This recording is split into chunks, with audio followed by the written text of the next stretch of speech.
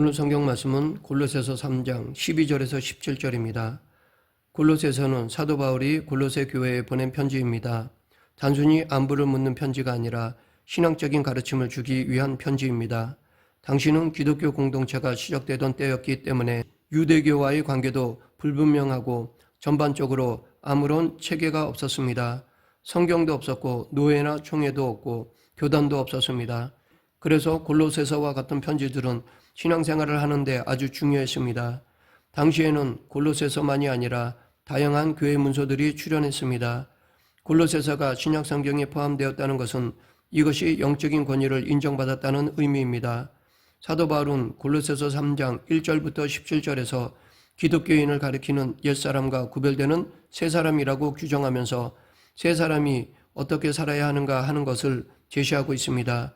기독교인은 옷을 입듯이 새 사람을 입은 사람입니다. 여기서 입는다라는 말을 주의해 보면 기독교인이라고 해서 실제로 새 사람이 되는 것은 아닙니다. 단지 새 옷을 입는 것입니다. 옷과 실제 몸은 다릅니다. 그건 어쩔 수 없습니다. 일단 새 옷으로 갈아입는 것이 중요합니다. 그 다음에는 그 옷에 어울리는 삶을 살아야 합니다. 그런데 그런 삶은 저절로 주어지지 않습니다. 구도적인 수고와 노력이 필요합니다. 이것을 성화라고 말할 수 있습니다. 엄밀하게 말하면 그 성화마저도 사실은 믿음에 의한 선물입니다. 여기에 긴장이 있습니다. 기독교인답게 살아가려고 노력해야 하지만 그 노력마저도 상대화해야 합니다. 하나님 앞에서는 인간의 변화된 삶이라는 것이 결정적으로 중요하지 않기 때문입니다. 그럼에도 불구하고 기독교인은 또 기독교인다운 최선의 삶을 추구해야 합니다. 사도 바울은 오늘 본문에서 그것을 구체적으로 설명하고 있습니다. 오늘 본문 12절 그러므로 너희는 하나님이 택하사 거룩하고 사랑받는 자처럼 긍휼과 자비와 겸손과 온유와 오래 참음을 옷 입고 여기서 기독교적인 덕목을 5가지로 말하고 있습니다. 그것은 긍휼, 자비, 겸손, 온유, 오래 참음입니다. 이런 덕목은 신약 성경에서 자주 거론되고 있습니다. 바울은 갈라디아서에서 성령의 열매를 9가지로 제시하였습니다. 사랑, 희락, 화평, 오래 참음, 자비, 양성, 충성, 온유, 절제입니다. 이런 덕목들은 순전히 기독교적인 것만은 아닙니다. 당시 로마 사람들도 그런 덕목들을 가르쳤습니다. 오늘도 이런 덕목을 가르치는 사람들은 많습니다.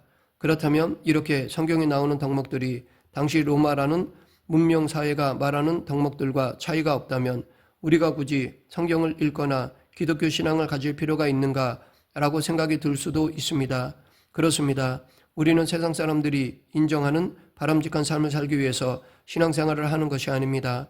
그러하기에 예수 믿고 좀 착하게 살려고 한다는 말은 맞지 않습니다. 착한 사람, 도덕적인 사람, 희생적인 사람이 되려면 굳이 기독교인이 되지 않아도 될 수 있습니다. 사도 바울도 그 사실을 잘 알고 있었습니다.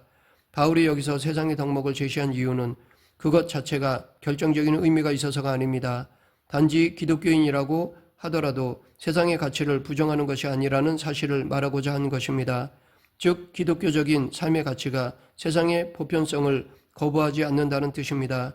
이런 점에서 본문이 나열하는 긍휼, 자비, 겸손, 온유, 오래 참음이라는 5가지 덕목들은 기독교인이 살아야 할 자세 중에 소극적인 의미라 할 수 있습니다.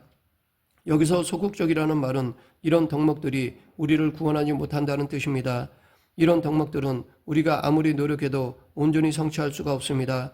5 덕목 중에서 한 가지만이라도 성취할 수 있는지 생각해 보면 긍휼의 세계에 우리가 완전히 들어갈 수 있을까요?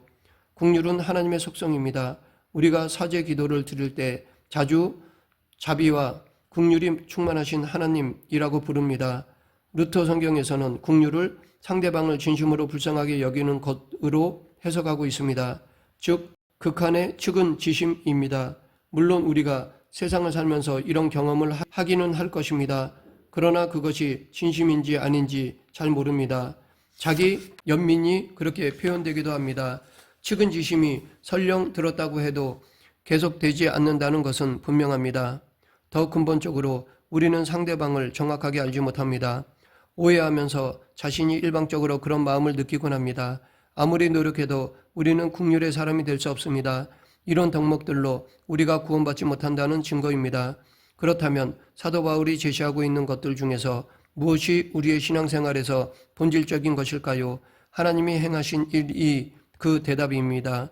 우리의 노력과 업적이 아니라 하나님의 행위가 신앙의 본질입니다. 우리가 뭔가를 노력해야 할 것이 있다면 그것은 하나님의 행위로부터만 나옵니다. 이는 마치 우리가 숨을 쉬려면 공기 중에 산소가 충분히 있어야 하는 것과 비슷합니다. 그 하나님의 행위가 무엇인지를 오늘 본문에서는 무엇이라고 말할까요? 15절 그리스도의 평강이 너희 마음을 주장하게 하라. 너희는 평강을 위하여 한 몸으로 부르심을 받았나니 너희는 또한 감사하는 자가 되라. 여기서 한 몸은 교회 공동체를 가리킵니다. 예수님을 믿는 사람들은 허공에 떠 있는 것이 아니라 구체적인 공동체를 이루고 있어야 합니다. 우리가 예수 그리스도의 부르심을 받았다는 사실은 바로 이 교회 공동체를 통해서만 확인될 수 있습니다. 이 사실을 앞에서 언급된 5가지 덕목들과 연관해서 생각해 보면 그 덕목들은 인간 사이에서 추구되어야 할 것들입니다. 그 인간 사이의 관계는 바로 교회 공동체에서 확인될 수 있습니다. 사도 바울은 이 덕목들을 그리스도의 평화와 연결해서 설명하고 있습니다. 즉 5가지 덕목들이 실현되어야 할 교회 공동체가 가능할 수 있는 토대가 바로 그리스도의 평화라는 것입니다. 그래서 그리스도의 평강이 너희 마음을 주장하게 하라라고 했던 것입니다. 그러면 바울이 말하는 그리스도의 평화는 무엇일까요? 우리말 성경은 헬라어 에이레네를 평강으로 번역하였습니다. 이 단어가 팔복을 다루고 있는 마태복음 5장 9절에서는 화평으로 번역했고 예수님 탄생의 목자 전승을 다루고 있는 누가복음 2장 14절에서는 평화라고 번역하였습니다. 이렇게 에이레네를 문맥에 따라 3가지 다른 말로 번역했는데 그 뉘앙스가 조금씩 다릅니다. 평강은 주로 살아가는 것이 편안하다는 뜻으로 쓰이고 화평은 싸우던 두 사람이 싸우지 않게 되었다는 뜻으로 쓰입니다. 평화라는 번역이 가장 간명하면서도 정확한 번역이 아닐까 생각합니다. 왜냐하면 헬라어 에이레네는 라틴어 팍스와 더불어서 훨씬 포괄적인 차원에서 수행되는 평화 사건을 가리키기 때문입니다. 예컨대 팍스 로마나라는 말은 로마의 제국주의적 평화를 의미합니다. 정치, 경제, 군사적인 강압을 포함합니다. 초기 기독교는 이에 대한 반대 개념으로 팍스 크리스티를 외쳤습니다.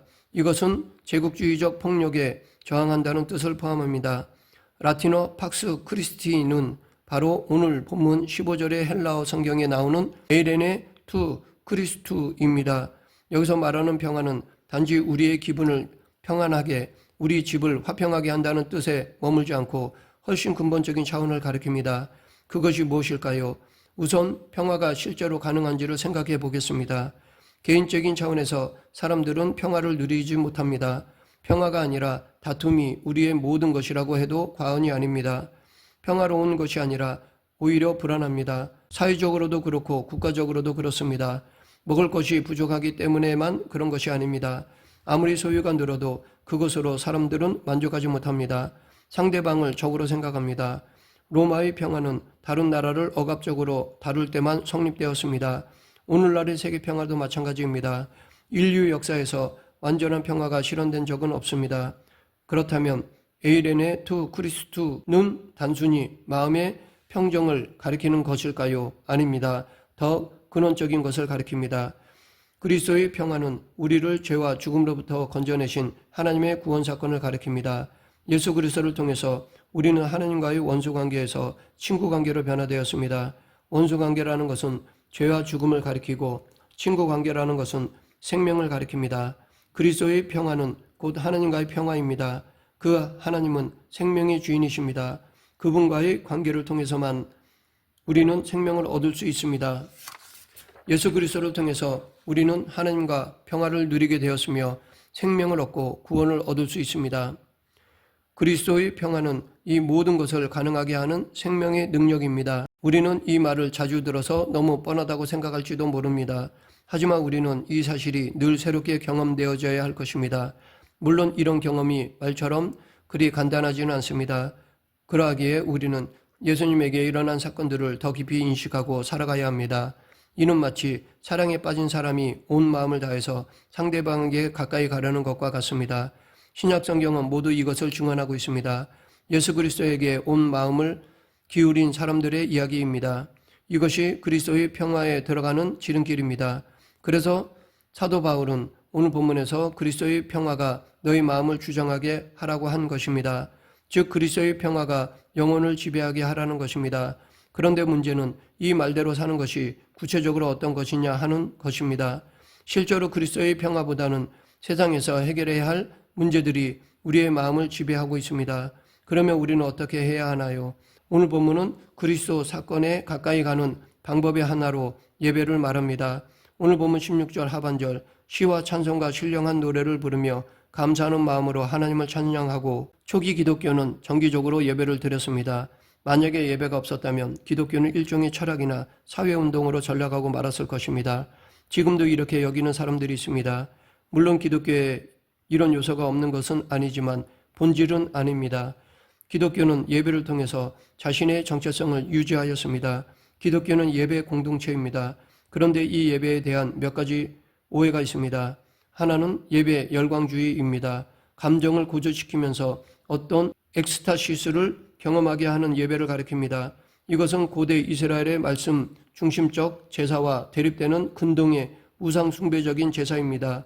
또한 예배를 율법적으로 이해하는 사람들도 있습니다. 보통 주일 성수라는 말로 일컬어집니다. 율법주의는 인간의 죄책감에 근거한 신앙입니다. 한국교회는 심지어 새벽 기도회에 빠진 것으로 불안을 느끼는 사람들이 있을 정도로 율법주의에 찌들려 있습니다. 거꾸로 예배 냉소주의자들도 있습니다. 예배를 단순한 종교적 의식이나 습관 정도로 여깁니다. 그래서 시간이 나면 예배에 참석하고 다른 일이 있으면 쉽게 포기합니다.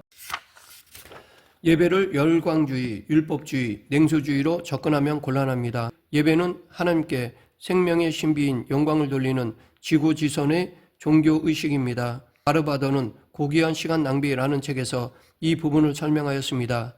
예배는 돈벌이도 아니고 취미생활도 아니기에 낭비처럼 보이지만 그 어떤 것보다 고귀한 시간 낭비입니다. 그러하기에 자녀들에게도 바른 예배 참여를 가르쳐야 합니다. 당장은 아무런 차이가 없는 것 같지만 시간이 지나면서 예배에 정기적으로 참여한 사람과 그렇지 못한 사람은 영적으로 큰 차이가 납니다. 예배를 통한 하나님에 대한 경험이 그 사람의 영혼을 바르게 키우기 때문입니다. 말씀을 맺겠습니다. 우리가 하나님의 새 사람으로 살기 원한다면 그리스도의 평화가 우리 마음을 지배하도록 해야 합니다. 그리스도를 통해서 일어난 평화, 즉 구원 사건을 깊이 이해하고 가까이 가야 합니다. 이 그리스도의 평화가 아니면 우리는 참된 삶의 평화를 얻을 수 없습니다. 예배는 그리스도의 평화에 이르는 가장 중요한 길입니다. 단순히 교회에서 모이는 예배 시간만이 아니라 우리의 모든 삶에서 사도 바울이 말한 것처럼 시와 찬송과 신령한 노래를 부르고 감사하는 마음으로 하나님을 찬양해야 합니다. 그러면 그리스도의 평화가 놀라운 방식으로 우리의 마음을 지배하게 될 것입니다. 삶의 전부로 예배를 드림으로 참 평화를 누리는 저와 여러분 되길 간절히 축원합니다. 기도하겠습니다. 생사와 화복을 주관하시는 하나님 아버지, 예수 그리스도의 참 평화가 우리 안에 임하도록 늘 예배의 삶을 살아가는 그리스도인이 되게 하여 주시옵소서. 예수님 이름으로 기도드립니다. 아멘.